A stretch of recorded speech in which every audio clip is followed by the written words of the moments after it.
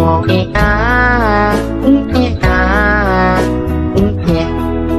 been a really, really messed up week. Some days torture, some days better. La la la, la la la. Kan lapar aku Nadia belum makan. Ku ambillah beberapa kue di sana, ku makan. Nyam 1, 2, 3, semua ku makan. Termasuk kue lapis. Temakan sama Anggi. Udah habis kuenya baru teringat. Alah, temakan sama kue lapis tadi. Bapak kan baru meninggal. Kayak mana nih kan pantangan bapak?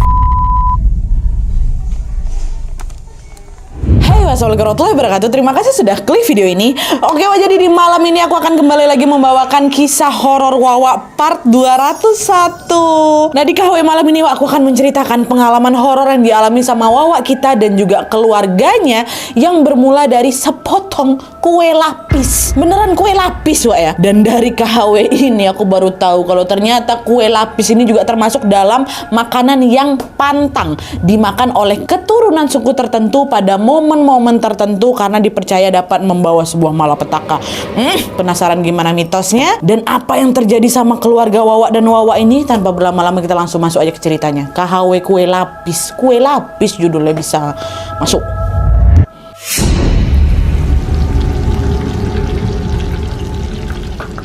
Oke, jadi cerita yang aku bawakan malam ini dikirim sama Wawa aku yang bernama Anggi dari Gorontalo. Halo Kak Anggi. Jadi pengalaman horor ini dialami sama Anggi dan keluarga besarnya pada tahun 2021 lalu. Jadi Anggi ini merupakan anak bungsu dari 3 bersaudara, Wak. Kakak pertama yang namanya Kak Sulis, kakak keduanya namanya Kak Desi, yang ketiga Anggi. Nah, Anggi, Kak Sulis sama Kak Desi ini tiga-tiganya sudah menikah dan juga sudah punya anak semuanya. Bahkan anak pertama nih, Wak, Kak Sulis ini udah punya anak juga namanya Galang. Galang ini pun sudah menikah nama sama istri yang namanya Vita. Ini ingat ya, berarti ini adalah keponakan iparnya Wawa kita, Vita nih kan. Iyalah, Galang ponakannya nikah sama ya itulah pokoknya gitu kan. Nah, keluarga Anggi ini, Wak, punya latar belakang yang cukup unik. Di mana bapaknya Anggi ini bernama Pak Firman, itu merupakan keturunan suku Gorontalo yang masih kental kali dengan adat dan juga budaya khasnya Gorontalo. Nah, salah satu adat yang masih dipegang teguh sama Pak Firman adalah ketika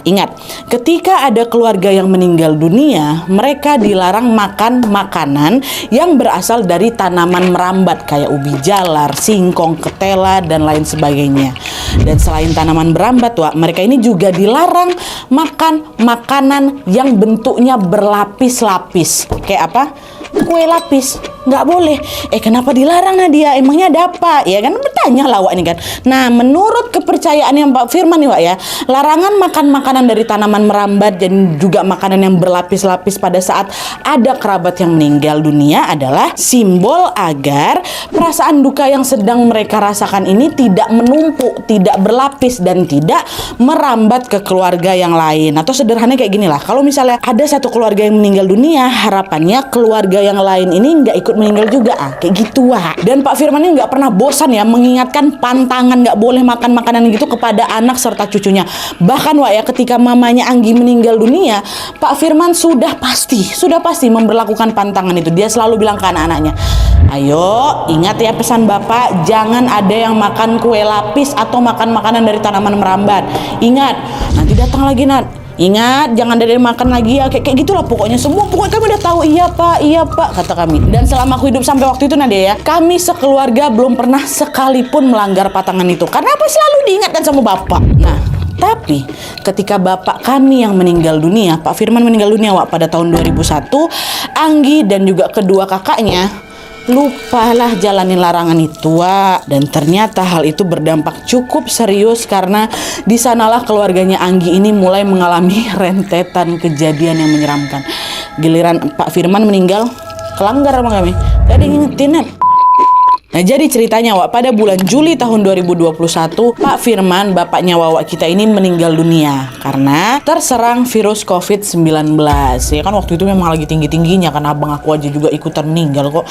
Nah, karena penyebab Pak Firman ini meninggal karena virus corona, otomatis jasadnya juga dimakamkan dengan protokol kesehatan yang memang sudah ditetapkan. Tapi meskipun nggak sempat melihat jenazah bapaknya, Wak, Anggi ini tetap mau menjalankan kebiasaan di keluarga besar kami, Nadia, yaitu setiap kali ada yang meninggal, pasti keluarganya ini selalu berziarah ke makam setiap pagi sampai 7 hari berturut-turut, ya kan. Tapi sayangnya rencana itu juga nggak jalan mulus kali, Wak, karena pada suatu pagi Anggi sama kakaknya ini bangun kesiangan. Anggi yang terbangun duluan langsung ngebangunin kakaknya yang berdua ini kan, kak bangun macam mana nih, kita telat nih nggak ke makamnya bapak kita, katanya kayak gitu. Nah Kak Desi kakak kedua bilang, alah udah telat kita nih, ya udahlah nggak apa-apa, biar aku aja lah yang pergi ke sana, kalian nggak usah di rumah aja jaga rumah, belum siap-siap lagi kan, nanti kelamaan, dah kakak aja lah pergi ke sana, nanti udah hilang pagi kita nih gitu. Akhirnya hari itu Kak Desi aja, Wak, yang tetap pergi ke makamnya Pak Firman, sementara Anggi sama Kak Sulis di rumah itu aja. Mereka masih tinggal di rumah inti, Wak.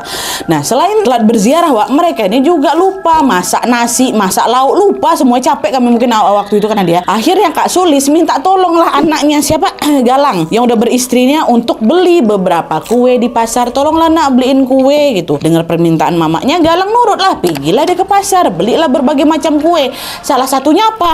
Kue lapis dibilang dibeli sama Bang Galang tuh. Nyampe di rumah, Galang taruhlah kue-kue yang udah dia beli itu di atas meja makan. Terus di saat yang sama Anggi notice ada banyak makanan nih di atas meja makan. Lapar aku, Nadi belum makan. Ku ambillah beberapa kue di sana, ku makan. Nyam 1, 2, 3, semua ku makan, termasuk kue lapis. Temakan sama Anggi. Udah habis kuenya baru teringat, alah, temakan sama kue lapis tadi. Bapak kan baru meninggal. Kayak mana nih kan pantangan bapak? Anggi, Wak kita yang makan yang larang pantangan itu, Wak. Karena panik dia langsung pergi ke rumah salah satu tantenya. Tantenya namanya Tante Sarah. Kebetulan pula Tante Sarah ini orang pintar lah gitu. Dia bisa lah kayak gitu kan. Dia ceritakan lah itu semua kejadian. Tante tadi gini kayak mana ya, aku nggak sengaja pula makan kue lapis tuh. Dia makan sama mau udah telan dah. Kenyang aku sekarang. Ya udahlah, semoga aja nggak kenapa-napa ya sama keluarga kita. Udah kamu berdoa aja, kata si Tante Sarah ini. Iya Tante, kataku kan Anda ya. Dah tuh, awalnya memang nggak ada apa-apa, Wak. Anggi tidak mengalami kejanggalan apapun sampai acara tahlilan 7 hari 7 malam bapaknya ini selesai digelar. Acara tahlilan kecil-kecilan lah kan, masih COVID tuh. Nah tapi memasuki hari ke-8, disitulah kabar tidak mengenakan mulai datang menerpa keluarga besarnya Anggi. Pada hari itu Anggi dapat kabar kalau salah satu keluarga jauhnya meninggal dunia. Bukan karena COVID, Wak, sakit katanya. Dah itu hari ke-18. Hari ke-14 adik kandungnya Pak Firman, which is omnya Anggi, meninggal dunia juga. Sakit juga, bukan karena COVID ya. Bukan karena COVID, walaupun memang COVID lagi tinggi-tingginya, tapi bukan karena COVID waktu itu, Nat, kata si Anggi. Dan yang lebih mengagetkan lagi, Vita, masih ingat kalian siapa Vita nih? Istrinya Galang. Ya, keponakannya Anggi tadi tuh juga kehilangan calon bayi yang sedang dikandungnya. Nah di situ apalagi kalau aku nggak berpikir yang enggak Nadia, apa ini ada kaitannya sama mitos makan kue lapis kemarin ya? Ini betulan nyata nih nggak ya kepercayaan bapak aku secara turun temurun nih? Gara itu enggak ya? Nah selain keluarganya ini meninggal dalam waktu yang berdekatan, Wak, ternyata Vita, ponakan yang keguguran tadi, Wak, juga mengalami teror mistis juga nih. Nah ini aku ceritain ya pengalaman horor yang menimpa Vita dan disaksikan langsung sama si Anggi. Jadi ceritanya pada saat itu Vita ini sedang mengandung anak pertamanya yang keguguran tadi, Wak. Usia kandungan waktu itu sudah lumayan besar, nah dia udah masuk 6 bulan 2 minggu lah gitu kan. Nah kehamilan Vita ini juga pertama-tama berjalan lancar-lancar aja, Wak, be aja, sehat-sehat aja lah gitu. Tapi pada suatu subuh jam 4 pagi, Wak, Vita ini tiba-tiba ngalamin sakit perut, sakit kali gitu kan. Karena panik, Galang suaminya pun langsung lah bawa Vita ke klinik terdekat. Sampai dia ke klinik, Vita langsung diperiksa lah sama bidan. Bidan itu bilang, Ibu, mohon maaf Bu, barusan kami cek detak jantung bayi udah nggak ada katanya. Yang betul lah, nggak mungkin, orang tadi aku masih ngerasa bayi aku gerak-gerak kok. Cobalah dicek, jangan-jangan alatnya yang salah, kata Vita kan. Gini aja Pak, Bu, biar lebih akurat, biar lebih pasti, coba Ibu di USG aja, tapi ke rumah sakit besar di sini nggak bisa. Ayolah Bu, cobalah ceklah ke rumah sakit besar untuk memastikan lagi. Dengar itu Galang sama Vita panik lah, Wak. Mereka langsung lah pergi nih kan ke rumah sakit mengikuti saran dari si bidan tadi. Setelah diperiksa, ternyata yang dibilang sama bidan tadi betul adanya, Wak. Bayi yang dikandung sama Vita sudah meninggal dunia di dalam kandungan. Dapat kabar itu histeris lah kan, Mbak Vita ini, Mas Galang juga. Tapi apa boleh buat, memang sudah takdir kayak itu. Mereka pun langsung pulang ke rumah dan memakamkan bayi itu dengan penuh isak tangis. Nah itulah ceritanya kenapa bisa keguguran. Nah setelah bayi itu dimakamkan, Wak, Vita ini jadi sering kedapatan menangis dan melamun dengan tatapan kosong. Ya wajar pula lah kan, Wak. Rasa kehilangan itu betul-betul membuat Vita ini dilanda perasaan sedih yang sangat-sangat dalam. Nah Anggi, wow kita nggak tega sama keadaan Vita kayak gitu, akhirnya ngajak Vita ini buat nginap beberapa hari di rumah dia, rumah inti nih. Vita setuju lah kan, iyalah kak ikutlah aku ke sana gitu. Dan sejak malam itu Vita nginap lah ini Nadia di rumah kami untuk sementara waktu. Sebenarnya sih mereka berdua nih tinggalnya memang nggak di rumah inti, mereka tinggal di kos-kosan pas di belakang rumah inti gitu. Dibanding si Vita ini sendirian, dah lah yuk tinggal aja sama kami dulu gitu. Nah disinilah nih kejadian horor itu dimulai Wak. Di malam pertama Vita menginap di rumah, tiba-tiba saja Anggi dengar ada suara berisik-berisik dari atas genteng Nat. Macam suara orang-orang lagi garuk-garuk genteng rumah aku tuh, garuk genteng aku seng gitu, makin jelas kan, krak krak krak krak. Gak lama berselang tiba-tiba terdengar lagi suara anjing tetangga gonggong, nggak berhenti kan, kayak gitu nggak sih? Ya kayak gitu, kasih efek nggak berhenti. Di situ Anggi mikir, kok tumben ada suara-suara ini, perasaan malam-malam kemarin nggak pernah ada loh kayak gini berisik. Pun selama aku tinggal di sini nggak ada suara-suara aneh kayak gini Nadia. Kata siapa? Kata Anggi. Nah meskipun keheranan, Anggi berusaha untuk positive thinking. Oh ini bukan apa-apa nih, mungkin aja di genteng tadi ada kucing lagi berantem gitu kan, bisa jadi kan. Dan ternyata meskipun sempat mendengar suara aneh Wak, malam itu berjalan tanpa ada kejanggalan apapun. Itu aja tuh gangguannya. Itu hari pertama. Nah waktu memasuki malam kedua ada kejadian yang aneh lagi. Malam itu waktu lagi tidur, Anggi dengar ada suara Kak Desi ngetuk-ngetuk pintu kamar yang nggak santai. Anggi cepat keluar, Vita bahaya nih dek, bangun kau, kata gitu. Ada apa nih Kak, emangnya Vita kenapa, kata si Anggi kan. Itu Vita mulutnya keluar busa, badannya keras sekali. Aku takut dia kenapa-napa. Masa Kak mana dia, kata si Anggi kan. Tadi dia nggak kenapa-napa loh. Jalanlah ini ke kamarnya si Vita. Sesampainya di sana Anggi nengok Vita lagi terbaring dengan kondisi matanya melotot Nadia, mulutnya keluar busa. Waktu itu aku mikir, wah budir anak nih, minum racun dia nih, apalagi dia lagi berduka ya kan Wak. Tapi setelah diamati lebih lanjut, enggak nih, enggak bundir dia, enggak keracunan dia, kesurupan dia nih, kata si Anggi. Nah untuk membuktikan dugaan itu Nadia, aku inisiatifku jepit itu jempol ya kan, pakai tangan aku, jempol kakinya kan, aku bacain selawat. Disitulah langsung teriak si Anggi. Dia berteriak kesetanan macam mana? Terus dia menatap ke arah jendela dan matanya tiba-tiba putih semua, nak terbayang. Wow, kata dia kayak gitu. Kesurupan dia berarti kan. Detik itu juga Anggi minta Galang, suaminya Vita, untuk menjemput Tante Sarah, bibinya orang Bintan tuh. Udahlah Galang pergi nurutin permintaan Anggi dan dia langsunglah jemput Tante Sarah.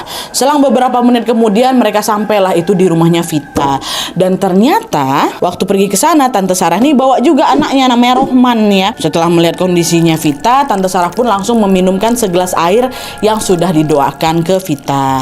Kasih alhamdulillahnya Vita pun berangsur-angsur sudah sadar kembali nih Wak. Nah pas Vita udah sadar, aku tanyalah, Vita kenapa kamu kok tiba-tiba bisa kesurupan? Iya aku juga nggak tahu.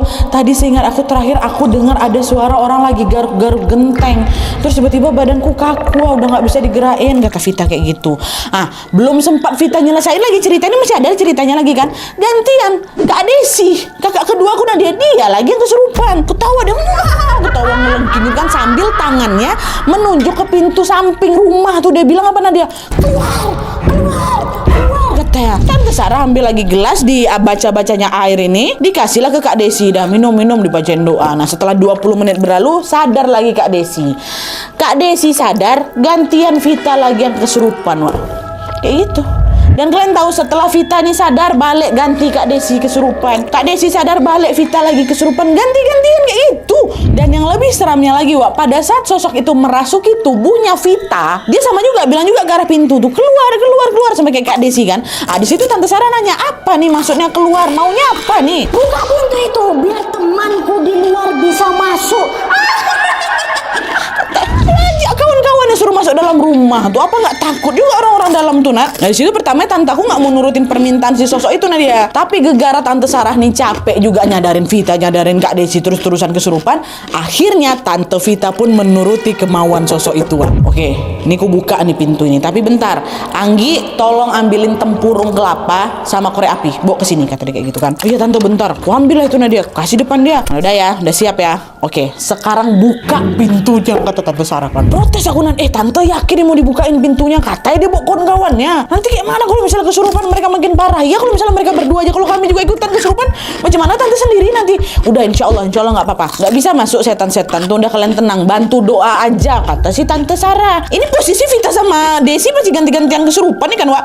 Nah karena Tante Sarah udah bilang kayak gitu, ya mau nggak mau aku turuti lah, aku sama Rohman nih, nah dia anaknya si Tante Sarah ini kan. Nah tepat di saat pintu itu dibuka, wah di situ aku memang nggak bisa nengok ya Nadia ya. Tapi waktu pintu tuh terbuka, disitulah bau busuk langsung keluar menyebar dalam ruangan.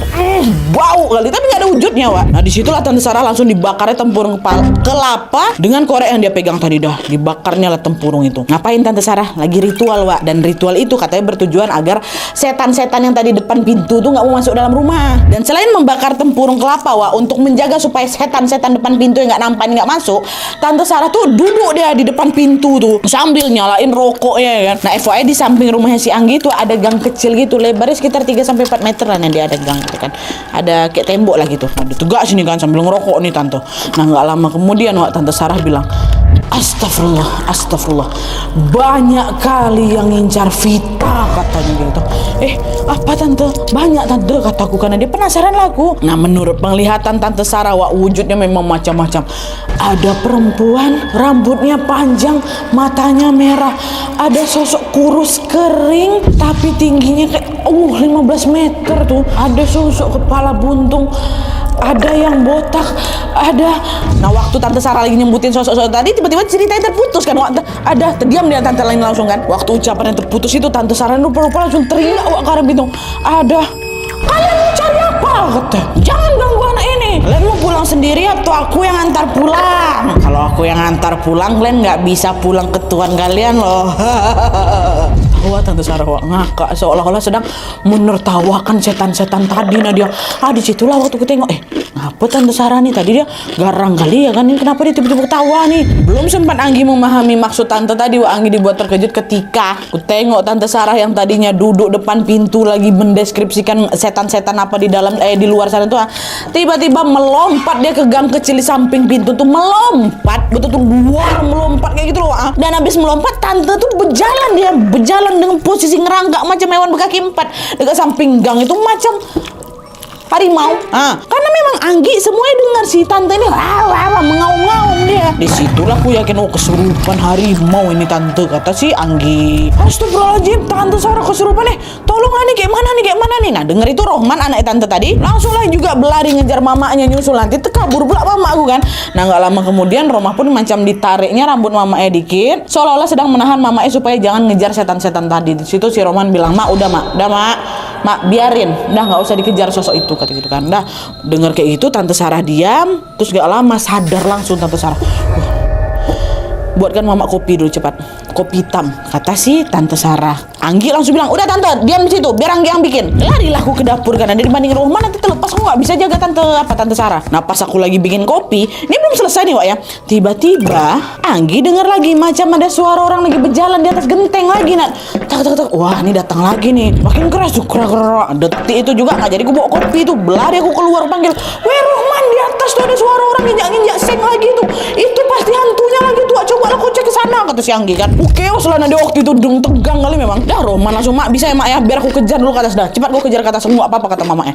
Pergilah dia ke balkon lantai 2 buat ngecek, dan ternyata, Wak, di atas genteng depan balkon itu Rohman melihat ada sesosok makhluk jelmaan yang memang hobinya suka mengganggu warga tempat aku tinggal, Nadia. Dan makhluk itu dikenal dengan nama Ponggo. Apa tuh Ponggo, Wak? Jadi Ponggo itu sebenarnya Ponggo ini kuyang, Wak, kata Anggi ya. Jadi orang Gorontalo, kata Anggi, bilangnya Ponggo bukan kuyang. Bentuknya bentuk Ponggo tuh persis sekali kayak kayak uyang pula, kayak kuyang.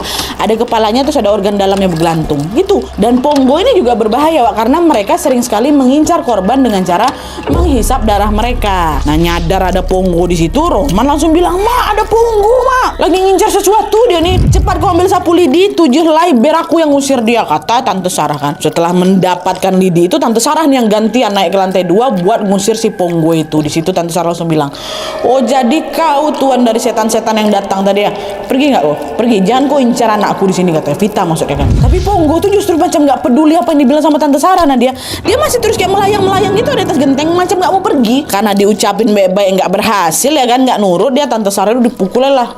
Itu dipukulnya di tadi ke Ponggo, tak dikeprek 3 kali kan. Dan disitulah Wak Ponggo yang semula dalam posisi terbang set jatuh dia, tapi nggak jatuh ke bawah tanah Wak, dia jatuh ke genteng depan rumahnya si Anggi. Jadi ada genteng lagi kan tadi lantai 2 kan, jatuhnya di genteng lantai 1 berat. Dan untuk kesekian kalinya Tante Sarah menyuruh si makhluk itu pergi nggak kau, masih batu dia nggak mau pergi dah, digeletakkan aja lah tubuhnya kan, dia jatuh, dia digeletaknya tubuh kayak gitu.